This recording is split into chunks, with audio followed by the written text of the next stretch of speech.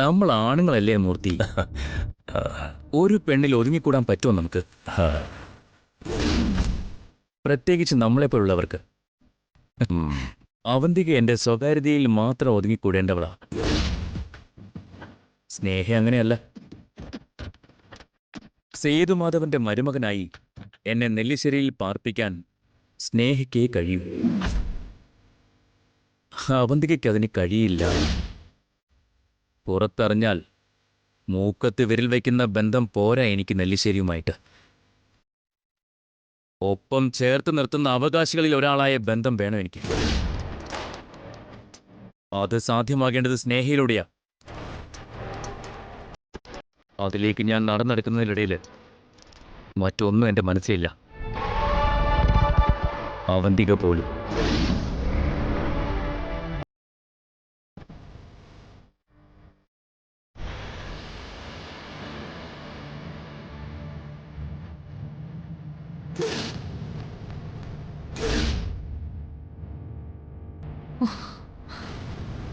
നീ പറഞ്ഞതിനൊന്നും നിന്നെ ഞാൻ സമ്മതിക്കില്ല ധനുഷ്.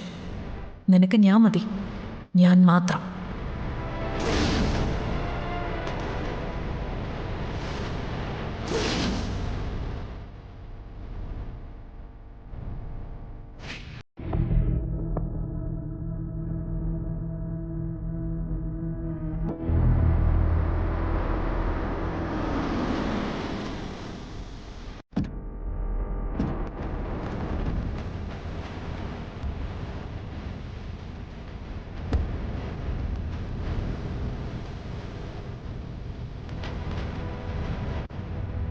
എന്താ ഡോക്ടർ, എന്താ പെട്ടെന്ന് കാണണമെന്ന് പറഞ്ഞേ?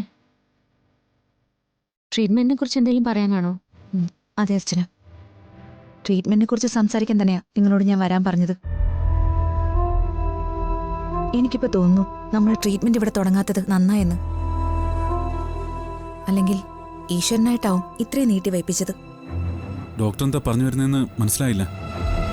പറയാം. നിങ്ങളുടെ ട്രീറ്റ്മെന്റ് ചെന്നൈയിലേക്ക് മാറ്റുന്ന കാര്യം ഞാൻ പറഞ്ഞത്. സൗത്തിൽ ഇൻഫെർട്ടിലിറ്റി ട്രീറ്റ്മെന്റിന് ഏറ്റവും പേരുകേട്ട ഹോസ്പിറ്റൽ ചെന്നൈയിലുണ്ട്. സച്ചി അർച്ചനയും അവിടെ താമസിച്ച് ട്രീറ്റ്മെന്റ് എടുക്കണം.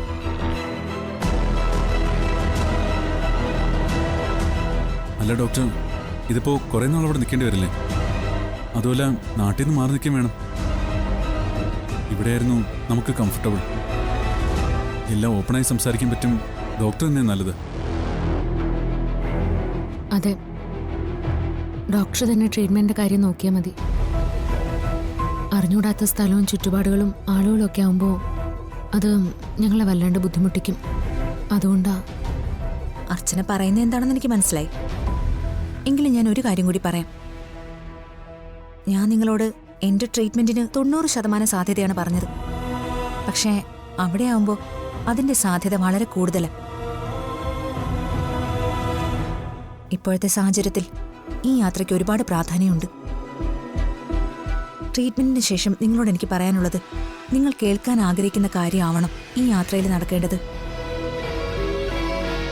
അതല്ലാതെ എൻ്റെ ഒരു സോറിയിൽ നിങ്ങളുടെ പ്രതീക്ഷകളെ മണ്ണിട്ട് മൂടുന്നതാവരുത്. അതുകൊണ്ടാണ് ഞാൻ പറയുന്നത്, നിങ്ങൾ രണ്ടുപേരും പോണം. അവിടെ അമല സെൽവരാജ് എന്നൊരു ഡോക്ടറുണ്ട്. എൻ്റെ പ്രൊഫസർ കൂടിയായിരുന്നു. കാര്യങ്ങളെല്ലാം ഞാൻ മാഡത്തിനോട് അവതരിപ്പിച്ചിട്ടുണ്ട്. എൻ്റെ പ്രൊഫസർ എന്ന് പറയുമ്പോൾ എന്നേക്കാൾ മിടുക്കുള്ള ഡോക്ടറാണെന്ന് നിങ്ങൾക്ക് ഊഹിക്കാവുന്നതേ ഉള്ളൂ.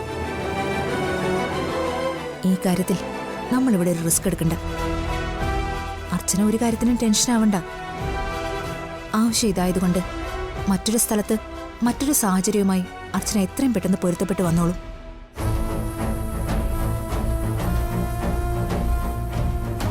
നിങ്ങൾക്ക് ഗുണമുള്ളതേ ഞാൻ ചെയ്യും. അതിൽ നിങ്ങൾക്ക് വിശ്വാസമുള്ള കാലത്തോളം ധൈര്യമായിട്ട് നിങ്ങൾക്ക് പോവാം. നിങ്ങളുടെ ആഗ്രഹം നടക്കുകയും ചെയ്യും.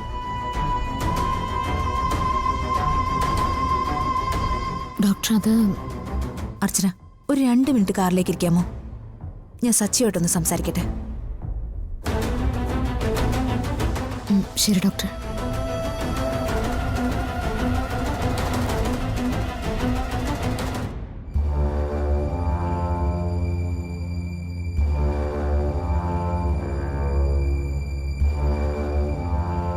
എന്താ ഡോക്ടർ, മറ്റു പ്രശ്നങ്ങൾ വല്ലതുണ്ടോ? മറ്റ് പ്രശ്നങ്ങളൊന്നുമില്ല. ഞാൻ പറഞ്ഞ കാര്യത്തിൽ അർച്ചനയ്ക്ക് വലിയ താല്പര്യമില്ലെന്ന് തോന്നുന്നു. സച്ചി വേണം അർച്ചനെ പറഞ്ഞ് സമ്മതിപ്പിക്കാൻ. നിങ്ങൾക്കൊരു കുഞ്ഞില്ല എന്നുള്ളതാണ് ഇപ്പോഴത്തെ നിങ്ങളുടെ ഏറ്റവും വലിയ പ്രശ്നം. ഈ യാത്ര കൊണ്ട് അതിനൊരു പരിഹാരം ഉണ്ടാവും. ഡോക്ടർ അമല മാഡത്തിന് എനിക്ക് അത്രയും വിശ്വാസമുണ്ട്. ഇപ്പോഴും 100% ഉറപ്പ് ഡോക്ടർ പറയാത്ത സ്ഥിതിക്ക് ആ ഒരു ടെൻഷൻ എനിക്കുള്ളൂ. ഈ ഒരു സാധ്യത കൂടി അടഞ്ഞാൽ എൻ്റെ അർച്ചനയുടെ ജീവിതം ഇരുട്ടിലാവും. അക്കാര്യം ഉറപ്പാണ്. അതിനെക്കുറിച്ച് മാത്രമേ ഉള്ളൂ ഇപ്പം എൻ്റെ പേടി. ആ പേടിക്കുള്ള മറുപടി പറയാൻ കൂടിയേ ഞാൻ അർച്ചനയോട് കാറിലിരിക്കാൻ പറഞ്ഞത്. ട്രീറ്റ്മെന്റിന്റെ ഭാഗമായിട്ട് ഇവിടെ നിന്ന് മാറി നിന്നാലുള്ള ഗുണം എന്താന്ന് വെച്ചാ, സച്ചി ഭയക്കുന്ന പോലെ ഈശ്വരൻ നിങ്ങളെ മൊത്തത്തിൽ കൈവിട്ടാൽ, അങ്ങനെ വന്നാൽ മാത്രം നിങ്ങൾക്ക് ഒരു അഡോപ്ഷനെ കുറിച്ച് ആലോചിക്കേണ്ടതുള്ളൂ. ആതിരയുടെ കുഞ്ഞിനെ സ്വന്തം കുഞ്ഞിനെ പോലെ നോക്കുന്ന അർച്ചനയ്ക്ക് പ്രസവിച്ചില്ലെങ്കിലും മറ്റൊരു കുഞ്ഞിന്റെ അമ്മയാവാൻ പൂർണ്ണമായി സാധിക്കുമെന്ന് എനിക്ക് ഉറപ്പുണ്ട്.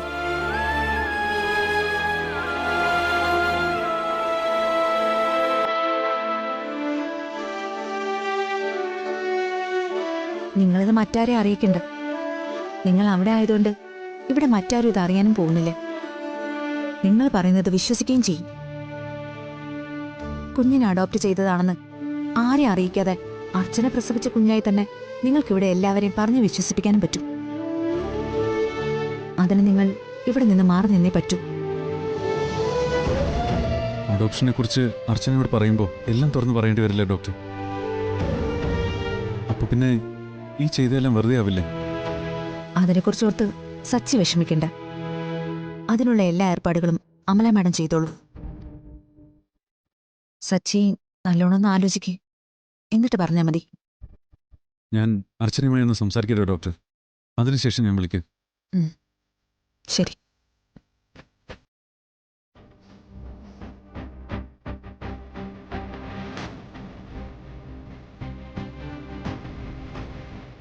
ഈശ്വര, എന്നോട് ക്ഷമിക്കണം.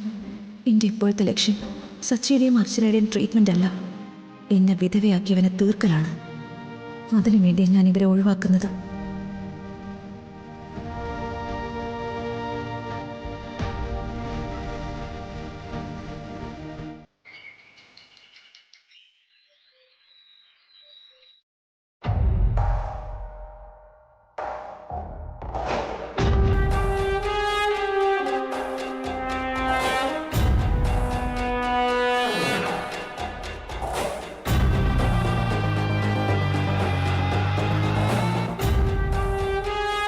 സേതുമാധവന്റെ മരുമകനായി എന്നെ നെല്ലിശ്ശേരിയിൽ പാർപ്പിക്കാൻ സ്നേഹയ്ക്കേ കഴിയൂ. അവന്തികയ്ക്ക് അതിന് കഴിയില്ല.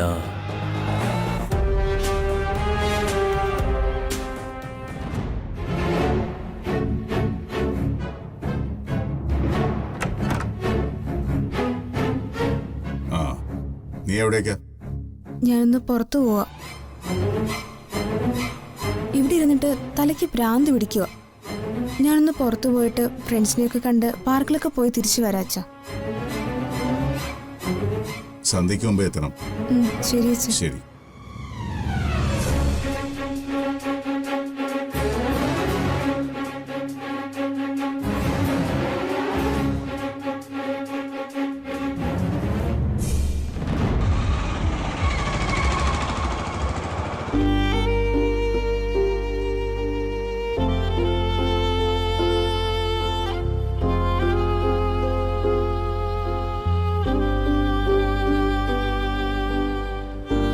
കുഞ്ഞിനെ അഡോപ്റ്റ് ചെയ്തതാണെന്ന് ആരെ അറിയിക്കാതെ അർച്ചന പ്രസവിച്ച കുഞ്ഞായി തന്നെ നിങ്ങൾക്കിവിടെ എല്ലാവരെയും പറഞ്ഞ് വിശ്വസിപ്പിക്കാനും പറ്റും. അതിന് നിങ്ങൾ ഇവിടെ നിന്ന് മാറി നിന്നേ പറ്റൂ.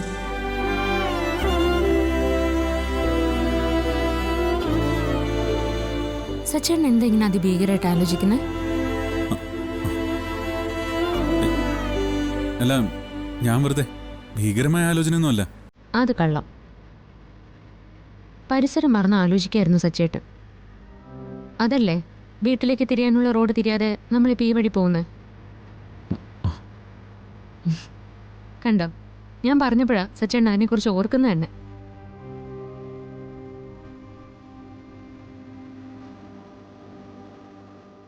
എന്തായാലും ഇനി ചുറ്റിയ വീട്ടിലെത്താൻ പറ്റും. അപ്പൊ സച്ചേട്ടൻ ആലോചിച്ചിരുന്ന കാര്യം പറ. ഞാൻ പറഞ്ഞില്ലേ, മറ്റൊന്നുമല്ല, ഓഫീസിലൊരു കാര്യം ആലോചിക്കായിരുന്നു.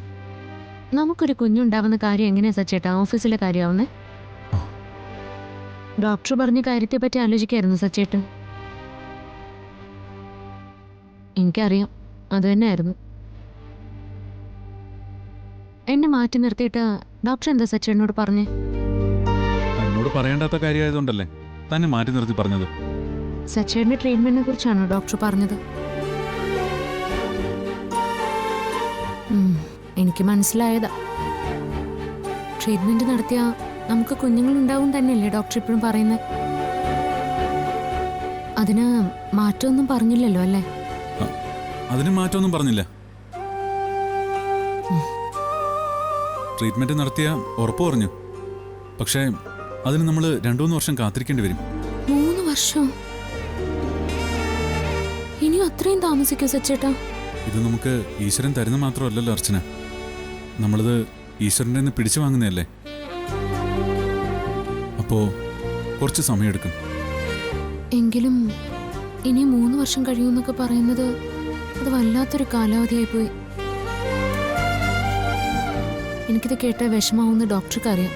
അതാ ഡോക്ടർ എന്നോട് മാറി നിൽക്കാൻ പറഞ്ഞത്. എന്ത് കഷ്ടമാണോ എന്തോ.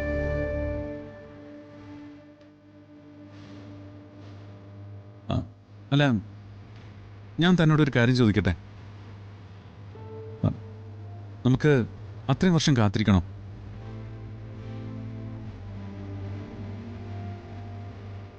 ഡോക്ടർ ഉറപ്പ് പറഞ്ഞെങ്കിലും 3 വർഷത്തോളമൊക്കെ വെയിറ്റ് ചെയ്യണമെന്ന് പറയുമ്പോൾ ഇനിയും നമ്മുടെ ഇടയിലേക്ക് ഒരു കുഞ്ഞു വരാൻ നമ്മളായിട്ട് വൈകിപ്പിക്കണോ? കാത്തിരിക്കല്ലാതെ എന്ത് നിവർത്തിയാണ് നമുക്ക് മുന്നിലുള്ളത്? നമുക്കൊരു കുഞ്ഞിനെ അഡോപ്റ്റ് ചെയ്യുന്നതിനെ കുറിച്ച് ഞാൻ ആലോചിച്ചു. നമുക്കിടയിലേക്ക് ഒരു കുഞ്ഞു വന്നാൽ നമ്മുടെ ജീവിത രീതി തന്നെ ഒരു മാറ്റം ഉണ്ടാവും. സന്ദീപിന്റെ മോളുടെ കാര്യം തന്നെ കണ്ടില്ലേ? ആ കുഞ്ഞു കാരണം തൻ്റെ എൻ്റെ ജീവിതത്തിൽ എന്തെല്ലാം മാറ്റങ്ങൾ വന്നു. ഇതും അതുപോലെ തന്നെയുള്ളൂ. ഇത് സന്ധ്യ ഡോക്ടർ പറഞ്ഞിട്ട് ചോദിച്ചൊന്നുമല്ല കേട്ടോ, എനിക്ക് തന്നെ തോന്നിയതാ. സന്ധ്യ ഡോക്ടർ ചോദിച്ചതല്ലാന്ന് എനിക്ക് മനസ്സിലായി. കാരണം ഒരു തവണ ഡോക്ടർ എന്നോട് സൂചിപ്പിച്ചിരുന്ന ഈ കാര്യം. അന്ന് ഡോക്ടറോട് ഞാൻ പറഞ്ഞ അതേ മറുപടി തന്നെ സച്ചിനോട് ഞാൻ പറഞ്ഞു.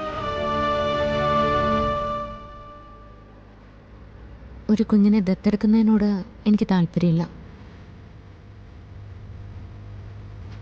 അത് മറ്റൊന്നും കൊണ്ടല്ല.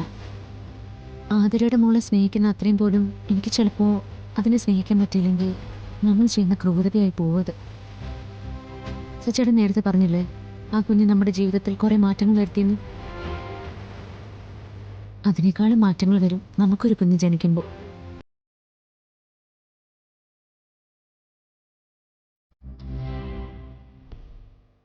പിന്നെ ഞാൻ നേരത്തെ കാത്തിരിപ്പിന്റെ കാര്യം നിരാശയോടെ പറഞ്ഞപ്പോൾ സച്ചേനുണ്ടായ തോന്നലാതെങ്കിൽ ഇനി സച്ചേനത് ഓർക്കണ്ട, എന്നോട് പറയുകയും വേണ്ട.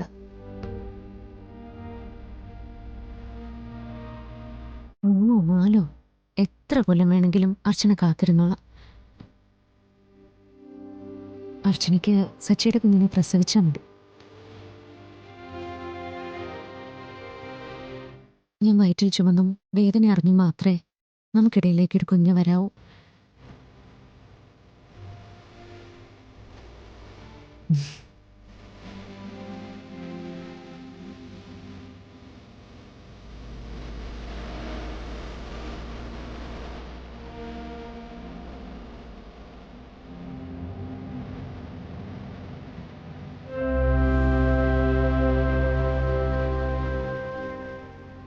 സച്ചിയുടെ വണ്ടി ഒന്ന് നിർത്തിയേ. വണ്ടി നിർത്ത്.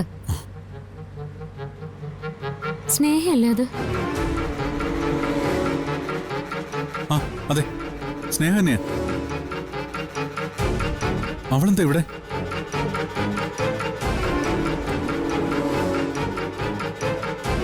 സ്നേഹ ധനുഷിനെ കാണാൻ വേണ്ടി പോകുന്നതാ സച്ചേട്ടാ. എനിക്ക് ഉറപ്പാ അത്. ഇന്ന് അവനെ ഞാൻ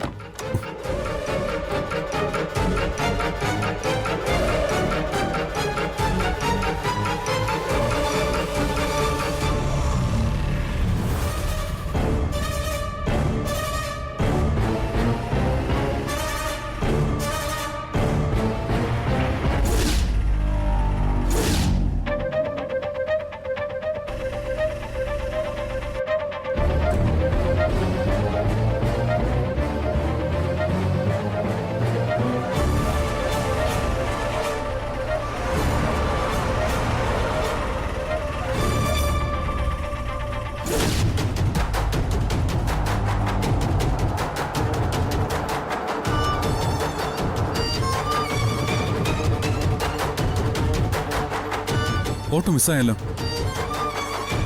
നമുക്ക് കുറച്ചു ദൂരം കൂടി പോയി നോക്കാം.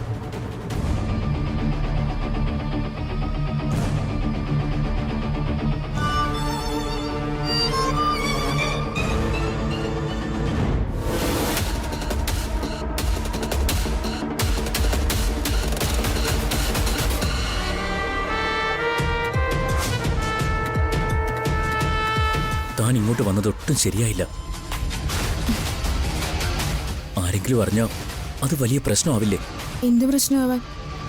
ഞാൻ നിന്നെ കാണാൻ വരുന്നതിന് വേറെ ആർക്കാ പ്രശ്നം? നിനക്കെന്തെങ്കിലും പ്രശ്നം ഉണ്ടെങ്കിൽ അത് പറ. എനിക്കെന്ത് പ്രശ്നം? നിന്നെ കാണുന്നതും നിന്നോട് സംസാരിക്കുന്നതും എനിക്ക് സന്തോഷമുള്ള കാര്യമല്ലേ? പിന്നെ എന്തെങ്കിലും വഴക്കുകളായാൽ നിന്നെ ഒരിക്കലും അവരെനിക്ക് തരില്ല. ആ ഒരു പേടിയേ എനിക്കുള്ളൂ. എന്തിനാ ധനുഷ് നമുക്ക് എല്ലാവരുടെയും സമ്മതം? നമുക്ക് ഒരുമിച്ചൊരു ജീവിതം തുടങ്ങാൻ ആരുടെ സമ്മതം ആവശ്യമില്ല. ഞാൻ അതോടെ പറയാനാ നിന്നെ കാണാൻ വന്നത്. എനിക്കിനി ആ വീട്ടിൽ പിടിച്ചു നിൽക്കാൻ പറ്റില്ല. നമുക്ക് എവിടെയെങ്കിലും പോയി വിവാഹം രജിസ്റ്റർ ചെയ്യാം. ഇന്നലെ നീ എല്ലാവരുടെയും മുമ്പിൽ വെച്ച് അങ്ങനെയൊക്കെ പറഞ്ഞതുകൊണ്ടാണ് ഞാൻ അതെല്ലാം കേട്ട് മിണ്ടാൻ നിന്നത്. പക്ഷെ നിന്റെ ആഗ്രഹം പോലെ നടക്കാൻ പോകുന്നില്ല. അവരാരും നമ്മുടെ ബന്ധത്തിന് സമ്മതിക്കുകയില്ല. അതുകൊണ്ട് തന്നെ ഞാൻ ഇനി ആ വീട്ടിൽ കാത്തിരിക്കുന്നുമില്ല. ഞാൻ ഇത് തിരിച്ചു പോകുന്നില്ല.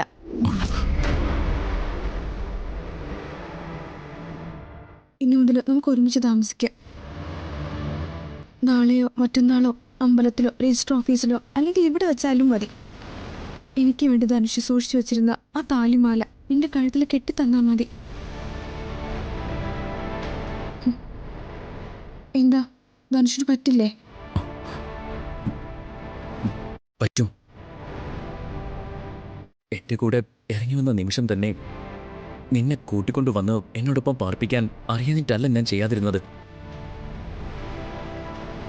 അവിടെ ആരുടെയും മനസ്സ് വേദനിപ്പിക്കണമെന്ന് കരുതിയിട്ടാ.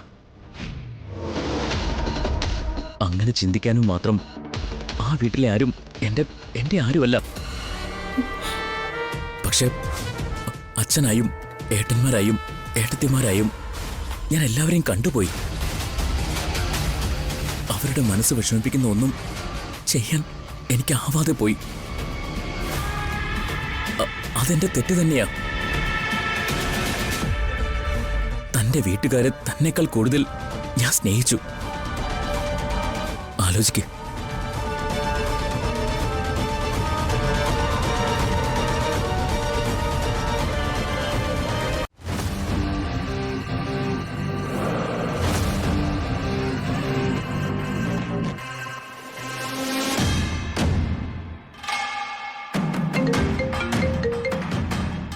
ഹലോ മൂർത്തി. അവന്തിക എവിടെയാ? ഞാൻ വീട്ടിൽ തന്നെ ഉണ്ട്. എന്താ മൂർത്തി? ഇവിടെ ഒരു ഗസ്റ്റ് വന്നിട്ടുണ്ട്. ഗസ്റ്റോ? ആര്? നെല്ലിശ്ശേരിന്ന് വന്നതാ. പേര് സ്നേഹ.